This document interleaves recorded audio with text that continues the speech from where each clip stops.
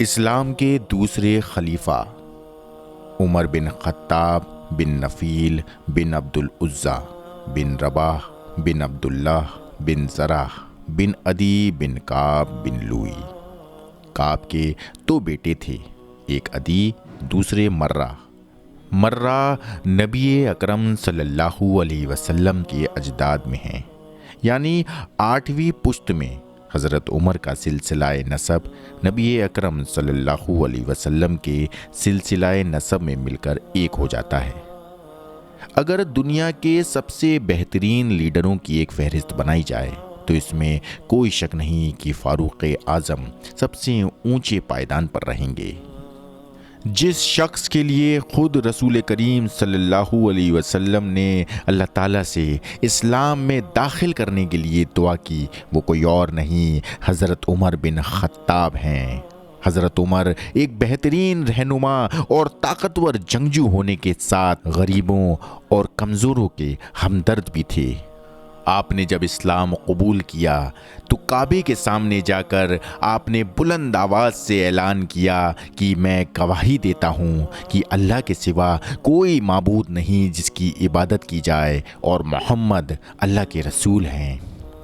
آپ کے اسلام میں داخل ہونے کے بعد مسلمانوں کو اتنی طاقت مل گئی کہ وہ کعبے کے سامنے کھڑے ہو کر اپنی نمازی ادا کرنے لگے اور اللہ تعالیٰ کی عبادت کرنے لگے۔ حضرت عمر فاروق رضی اللہ تعالیٰ عنہ نے اگست 634 میں حکومت سنبھالی اور سب سے پہلے امیر المومنین کہلائے۔ ان کے 10 سال سے زیادہ عرصے میں اسلامی ریاست کو عربی سلطنت سے عالمی طاقت میں تبدیل ہوتے ہوئے دیکھا۔ ان کا دور عدل اور انصاف کا ایک بہترین مثال ہے۔ ان کا مشہور قول، اگر فرات کے کنارے ایک کتا بھی ٹھوکر کھا جائے تو اس کا ذمہ دار عمر ہوگا، انصاف، ہمدردی اور مہربانی کے لیے ان کے عزم کو واضح کرتا ہے۔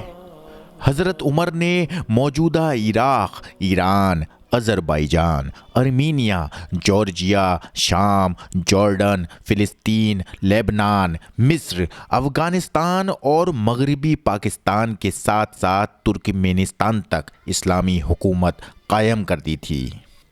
حضرت عمر فاروق رضی اللہ تعالیٰ عنہ نے اپنے 10 سال کے دور خلافت میں بغیر تربیت یافتہ فوج کے ساتھ 22 لاکھ ورگ میل کا علاقہ فتح کر لیا تھا، جس میں اس وقت کی 2 سب سے بڑی طاقتیں رومی اور فارسی سلطنتیں بھی شامل ہیں۔ یہ سکندر اعظم کے فتح کردہ علاقوں سے کہیں زیادہ ہے، جس نے اپنے 10 سال کے دور میں ایک مضبوط اور تربیت یافتہ فوج کے ساتھ صرف 1,80,000 ورگ میل کا علاقہ ہی فتح کیا تھا۔ امیر المومنین نے اپنے شروعاتی کاموں میں جس کام کو سب سے زیادہ ضروری اور احتیاط کے ساتھ کرنا مناسب سمجھا وہ تھا نجران کے عیسائیوں کی جلا وطنی، کیونکہ آپ صلی اللہ علیہ وسلم نے نجران کے عیسائیوں سے جو عہد نامہ کیا تھا اس میں ایک یہ شرط بھی تھی کہ عیسائی سود خوری کی عادت چھوڑ دیں گے، اور اسی وجہ سے آپ نے وصیت فرمائی تھی کہ ملک عرب میں یہودی اور عیسائی نہ رہنے پائیں۔ نجران کے نصرانیوں نے ہرقل کے ساتھ اپنا تعلق برابر جاری رکھا اور سود خوری کو بھی نہ چھوڑا۔ اسی لیے فاروق اعظم نے یالا بن امیہ کو حکم دیا کہ ملک یمن کی طرف جا کر نجران کے عیسائیوں سے کہہ دو کہ تم اس ملک کو چھوڑ دو، ہم تم کو عرب سے باہر ملک شام میں تمہاری ان زمینوں سے زیادہ زرخیز زمینیں اور ان زمینوں سے زیادہ چوڑی زمینیں دیتے ہیں، اور تم کو کسی مالی اور جسمانی طور پر نقصان میں مبتلا نہیں کرنا چاہتی۔ ملک عرب اب صرف مسلمانوں کے لیے رہے گا، غیر مسلم ہونے کی حالت میں تمہارا قیام یہاں ممکن نہیں۔ فتح دمشق۔ جنگ یرمک میں رومی لشکر شکست کھا کر بھاگا اور مقام فہل میں جا کر رکا۔ ہرقل نے حکم دیا اور فہل میں اور دمشق میں ایک بڑا لشکر مقابلے کے لیے جمع ہو گیا۔ دمشق کی خوب مضبوطی کر لی گئی اور فلسطین اور حمص کی طرف سے بوقت ضرورت دمشق والوں کو مزید فوج بھیجنے کا اہتمام بھی ہو گیا۔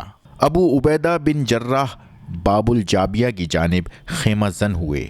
خالد بن ولید اور عمرو بن عاص باب توما کی جانب اترے۔ شرجل بن حسنہ فراویس کی جانب اور یزید بن ابی سفیان باب صغیر اور باب کیسان کی جانب سے آئے۔ اس طرح دمشق کے چاروں طرف اسلامی لشکر نے گھیراو کر لیا۔ مسلمانوں کی اس جنگی تیاری اور حملہ کرنے کا حال معلوم کر کے دمشق کے سرداروں کی ایک جماعت نے باب توما کی جانب سے خالد بن ولید کے پاس آ کر امان طلب کی۔ خالد بن ولید نے ان کو امان نامہ لکھ دیا اور بلا مقابلہ شہر کے اندر داخل ہوئے۔ ادھر خالد بن ولید صلح کے ذریعے سے شہر میں داخل ہوئے۔ ٹھیک اسی وقت باقی تین طرف سے اسلامی سردار سیڑھیاں لگا کر اور دروازے توڑ کر قہر اور غلبہ کے ساتھ شہر میں داخل ہوئے۔ شہر کے بیچ میں خالد بن ولید اور ابو عبیدہ کی ملاقات ہوئی۔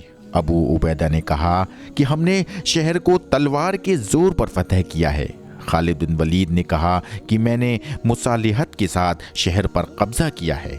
بہرحال مسلمانوں نے دمشق والوں کے ساتھ مصالحانہ سلوک کیا اور شہر والوں کو کوئی تکلیف نہیں پہنچائی۔ ابو عبیدہ بن جراح نے یزید بن ابی سفیان کو دمشق کا عامل مقرر کیا۔